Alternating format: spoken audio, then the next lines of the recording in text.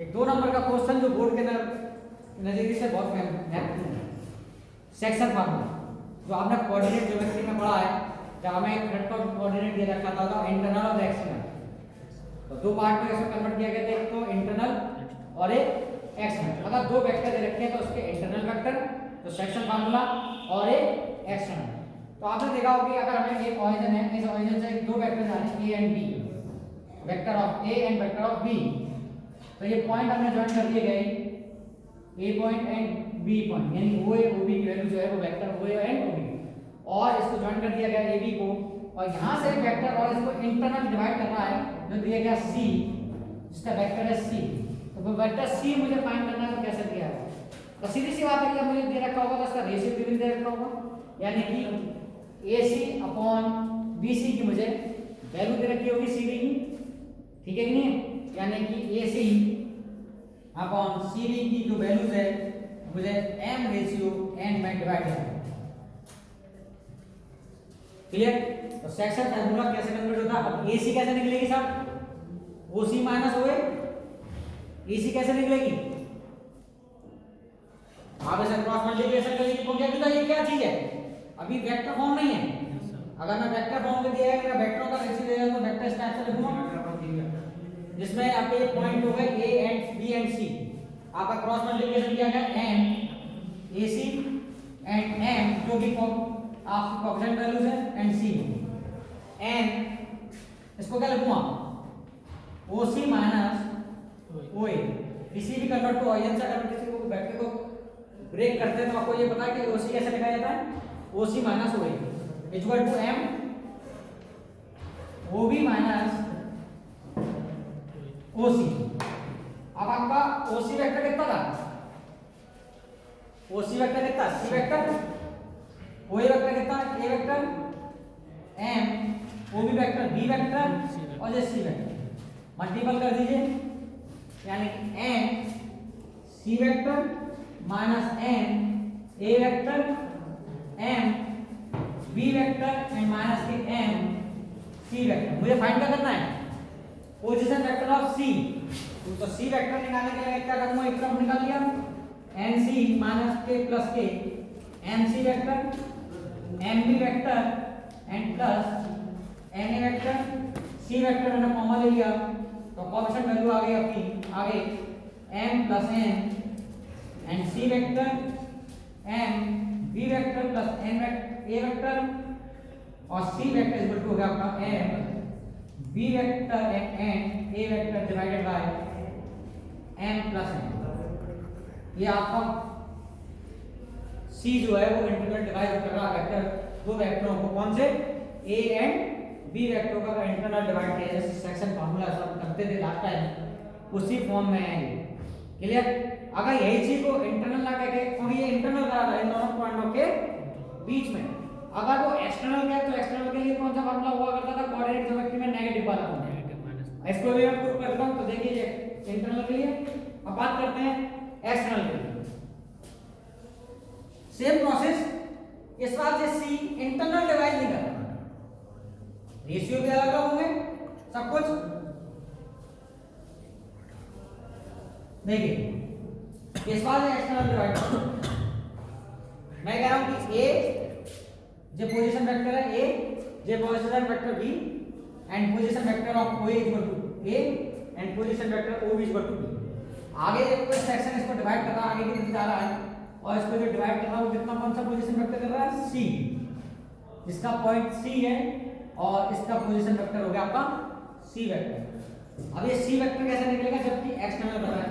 क्योंकि बात कर रहा है AC से लेके इसकी, एंड रेशियो जो होता है वो AC डिवाइडेड बाय BC जो अपने पास से दे रखा होता है BC।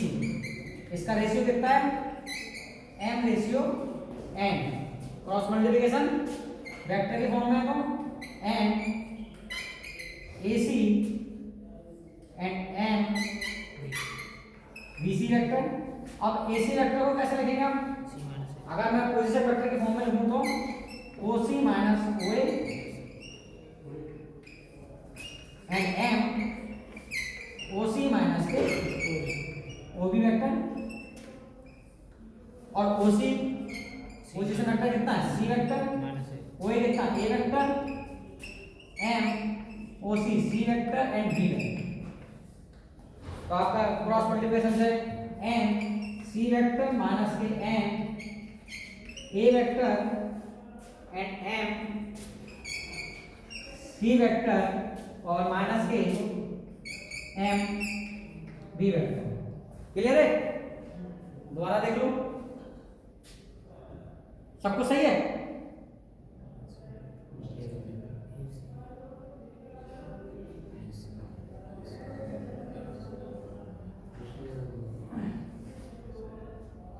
ओके, अभी यहाँ पे मैं सी वेक्टर को ले जा रहा हूं तो एक नेगेटिव फॉर्म आ रही है, परंतु एक पॉजिटिव हो रही है एम और एन ए, जबकि वो भी तो नेगेटिव फॉर्म होती है भाई, वो भी तो नेगेटिव फॉर्म ही आती है, पॉजिटिव फॉर्म तो आती नहीं है।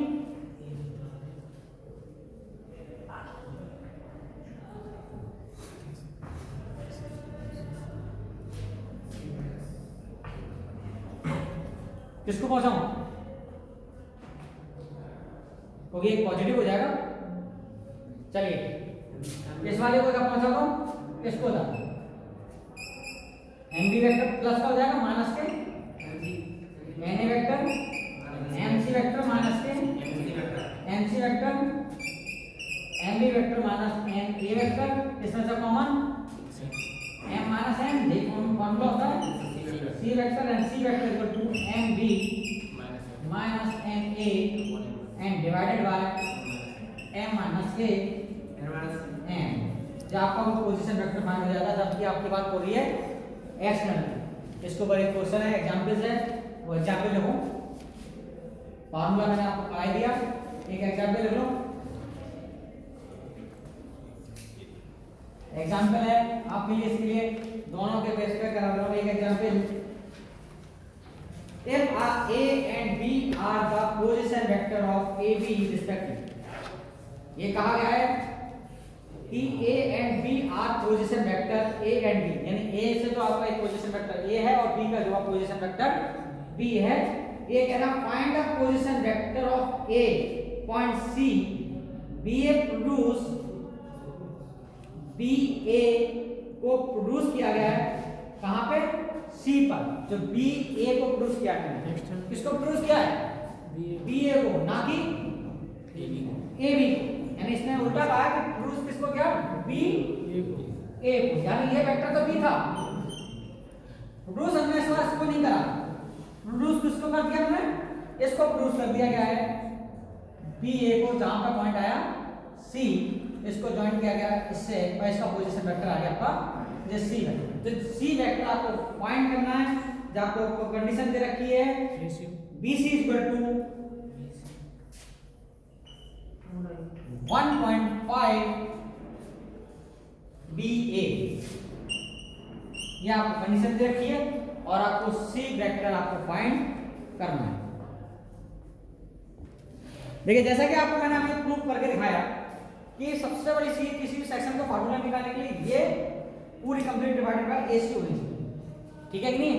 आप इसको कंडीशन दिए, देखिए तो यह क्या होनी चाहिए, यानी कि BC डिवाइडेड बाय आपको AC चाहिए। अब आपको AC चाहिए, AC कहां से लाएंगे आप, अब AC तो आपकी यहां से निकल सकती है, क्योंकि AC जो है आपके बराबर किसके बराबर होगी, AC इक्वल टू होगी आपकी BC माइनस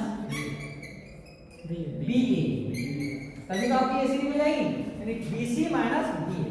अब यहां से आपकी BC कितनी दे रखी है, आप चाहे तो उसके फॉर्म में निकाल सकते हैं, भाई BC चाहिए आपको, अब BC के फॉर्म में चाहिए तो BA की वैल्यू निकाल लो, BA की वैल्यू क्या आ गई, अब मुझे BC चाहिए ना, BC माइनस, तो BC अपॉन 1.5,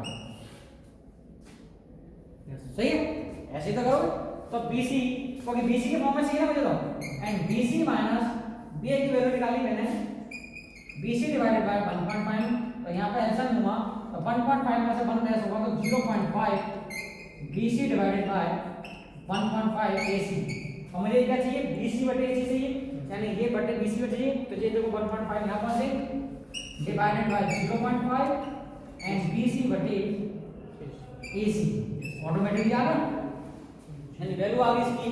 जैसे सॉल्यूशन करें तो सॉल्यूशन करने का क्या हो गया, BC divided by AC equal है, आप 5 से लेस डिवाइड कर देंगे तो 5 से हो जाएगा ये 3/1, सही है, क्रॉस मल्टीप्लिकेशन कर दीजिए, BC equal to 3AC। Calculation बहुत आसान।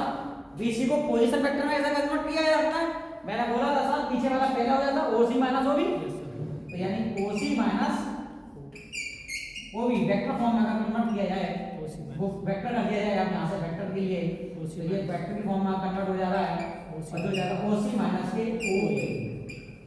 अब OC की वैल्यू C वेक्टर, ये B वेक्टर, ये आपका 3, सबसे आसान तरीका है, ये सबका वेक्टर A C वेक्टर निकालना, C minus vector B vector and 3C vector minus के 3A वेक्टर, C वेक्टर बदल दिया उस वाले को, 3A वेक्टर माइनस का B वेक्टर एंड इक्वल है 3C vector minus C vector and 3A vector minus के B वेक्टर इक्वल है 2C vector and C vector equal है 1/2 एंड 3A वेक्टर माइनस के B वेक्टर। ऑटोमेटिकली आपके पास derivative कराने से ये फायदा होता है कि आप कहीं भी कोई पोजीशन को रोक नहीं पाओगे। और अगर कंफ्यूजन क्या होता कि वापस इसका फार्मूला याद करा था, समझ में आ रही है, तो फार्मूले में आप कंफ्यूज हो जाते हैं कि m/n क्या लिया है, तो यहाँ से तो आप m/n कंफ्यूज हो जाते हैं क्या नहीं है कौन सा वेक्टर। तो डेरिवेट कराने का सबसे बेहतरीन तरीका ये है कि डेरिवेट से कोई कहीं 2 नंबर के पोर्शन को आप कहीं रॉन्ग नहीं करते। क्लियर हो गया, सरल सीधी सी बात है, बात क्लियर। चलिए नेक्स्ट एग्जांपल नोट कर लो।